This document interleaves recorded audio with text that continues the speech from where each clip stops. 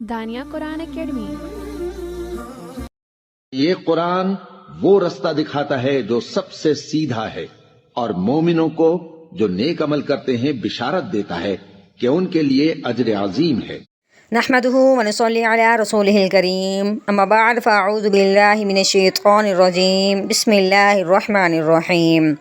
السلام علیکم ورحمۃ اللہ وبرکاتہ۔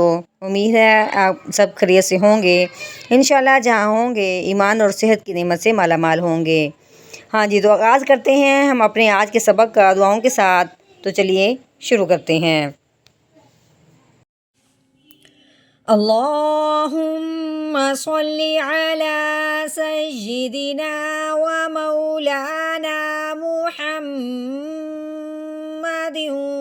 وعلی آل سیدنا وعلی آل سیدنا و مولانا محمد وبارک وسلم۔ رب اشرح لی صدری ویسر لی امری واحلل عقدۃ من لسانی یفقہوا قولی۔ رب زدنا علما رب زدنا علما رب زدنا علما۔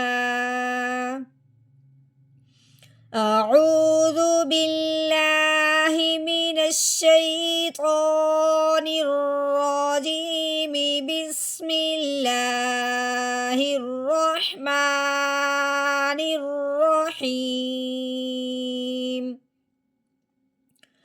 وَأَمَّا مَن جَاءَكَ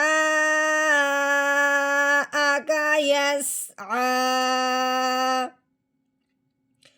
واو کیسے بنے گا؟ واو کے اوپر زبر ہے، واو زبر وا۔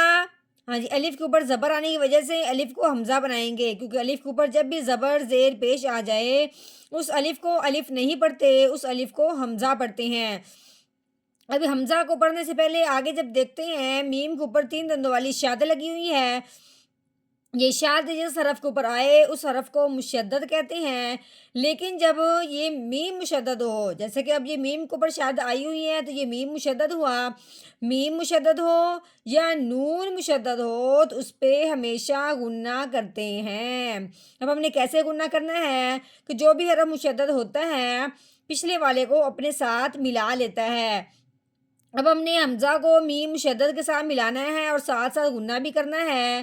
حمزہ میم زبر ام، ہاں جی ام، جو میں نے منہ بند کر کے ناک میں سے آواز نکالی ہے اس کو غنہ کہتے ہیں۔ ام، یہ غنہ کیوں ہوا ہے؟ میم کے اوپر شاد آنے کی وجہ سے۔ اس کے بعد دیکھیں کہ الف سے پہلے حرف پہ کیا آ گئی؟ زبر۔ الف سے پہلے حرف پہ جب زبر آ جائے تو اسے ایک الف کے برابر لمبا کیا جاتا ہے۔ اب میم کو لمبا کیوں کرنا ہے کہ الف سے پہلے زبر آ گئی ہے۔ کیسے؟ میم الف زبر ما و ام ما۔ ہاں جی، آگے دیکھیں میم کے اوپر زبر ہے، آگے نون ساکن۔ اب ساکن کس کو کہتے ہیں؟ یہ جو دال نما بنی ہوئی ہے اس کو جزم کہتے ہیں۔ یہ جزم جس حرف کے اوپر آئے اس حرف کو ساکن کہتے ہیں۔ اب جزم آئی ہے نون کے اوپر تو اب ہم کہیں گے کہ نون ساکن ہو گیا۔ جو بھی حرف ساکن ہوتا ہے وہ پچھلے والے کو اپنے ساتھ ملاتا ہے۔ لیکن ایک اور بات، جب نون ساکن ہو، ساکن جو بھی حرف ہوتا ہے وہ پچھلے والے کو اپنے ساتھ ملاتا ہی ہے۔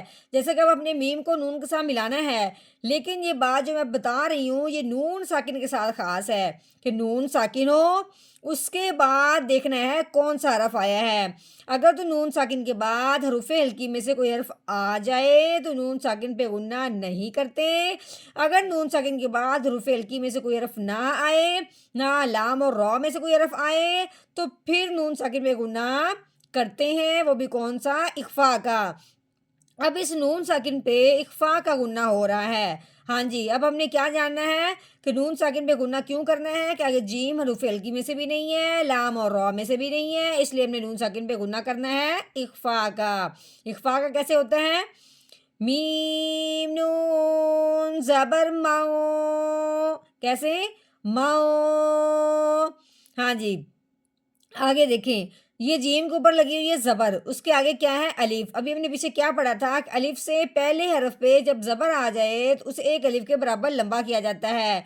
वैसे तो अब हमने जीम को एक अलिफ के साथ बराबर लंबा करना था इस अलिफ से पहले जबर आने की वजह से। उसके बाद देखा है कि आगे क्या है, ऊपर मद भी लगी हुई है। अब मद आने की वजह से अब हमने इसको दूना लंबा करना है, यानी कि 3 अलिफ के बराबर लंबा करें या 4 अलिफ के बराबर, ये जानने के लिए आगे देखना है। मद के बाद क्या आ गया, हमजा। जब भी मद के बाद अगर हमजा आ जाए तो उस मद को 4 अलिफ के बराबर लंबा किया जाता है। ठीक हो गया। दूसरी बात, अब मद के फौरन बाद हमजा आया है उसी कलमा में, क्योंकि जा का एक कलमा है जिसको एक जुमला भी कहते हैं, ये एक कलमा है। अगर मद के फौरन बाद हमजा उसी कलमा में आ जाए, दूर से ना आए, अगले कलमा में ना हो बल्कि उसी कलमा में हो, तो उस मद को मद्दे मुत्तसिल कहते हैं। क्या कहते हैं, मद्दे मुत्तसिल।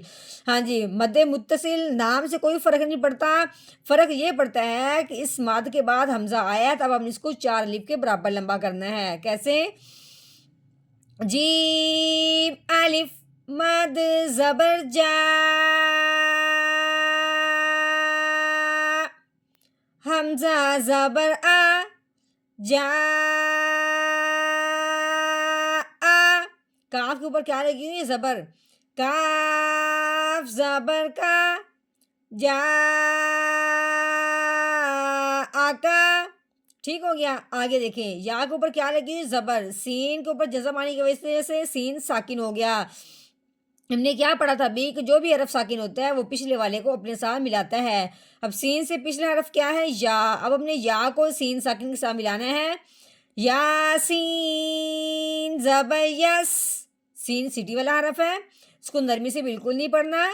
यस, आइन के ऊपर खड़ी ज़बर लगी हुई है, खड़ी ज़बर जिस हरफ के ऊपर आ जाए, खड़ी ज़ेर जिस हरफ के ऊपर नीचे आ जाए, उल्टा पेश आ जाए, उस हरफ को एक अलिफ के बराबर लंबा किया जाता है। अब हमने आइन को एक अलिफ के बराबर लंबा करना है। बाकी जो या है ये खाली या, ये खड़ी ज़बर के आने की वजह से आई है, इसको अपने पढ़ने में नहीं लेके आना, सिर्फ लिखने में लाना है। ठीक है, आइन खड़ी ज़बर आ, यस आ। हाँ जी, अब आगे ये गोल दायरा, गोल दायरे को क्या कहते हैं, वक़फ़ कहते हैं। ये गोल दायरा जहाँ भी आए तो अब हम कहेंगे एक आयत मुकम्मल होगी। अब इस गोल दायरा आने की वजह से, वक़फ़ आने की वजह से अब हमने वक़फ़ करना है, लेकिन वक़फ़ करने की वजह से इस आइन पे कोई फ़र्क नहीं पड़ेगा, ये वैसे का वैसे ही रहेगा। सिर्फ इसका हमने लहजा नीचे को लेके आना है। कैसे, आगे वक़फ़ यस आ, पहले हमने पढ़ा था यस आ, आगे वक़फ़ यस आ। وأما من جاءك يسعى